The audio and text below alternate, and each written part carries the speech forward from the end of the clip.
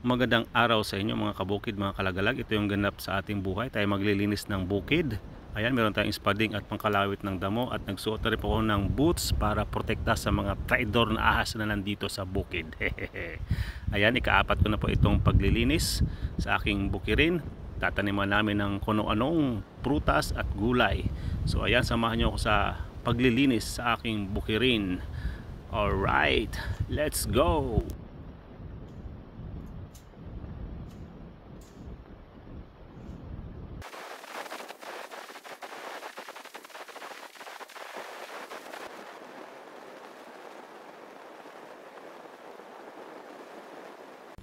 So ayan mga kabukid, marami tayong mga kahoy na naputol-putol. Gagawin natin yung panggatong.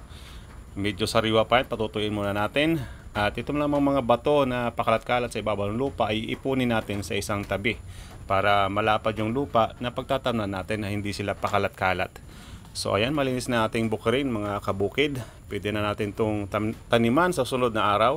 Medyo patutuin muna natin sa araw at sisilaban natin ito o sisindihan para mapatay yung ibang damo na nabubuhay dito. So ayan mga kabukid, ayan, kikita nyo yan, malapad yung aking malapad yung ating nalinisan. At pwede natin itong taniman yung sa dulong yon dahil yun yung una nating nalinisan. So let's go, punta natin yung ating partner dahil nagtatanim siya ng mais. So ayan, yung aming binhing mais na malagkit, ayan, tinatanim na namin. Ayan, kitang kita nyo naman, gamit ay gulok pang butas ng lupa at sabay lagay ng binhing mais. Ayan, meron din kami ditong binhing kalabasa, itanim na namin. So ayan mga kabukid, at maraming salamat sa inyong panunood. Hanggang sa muli.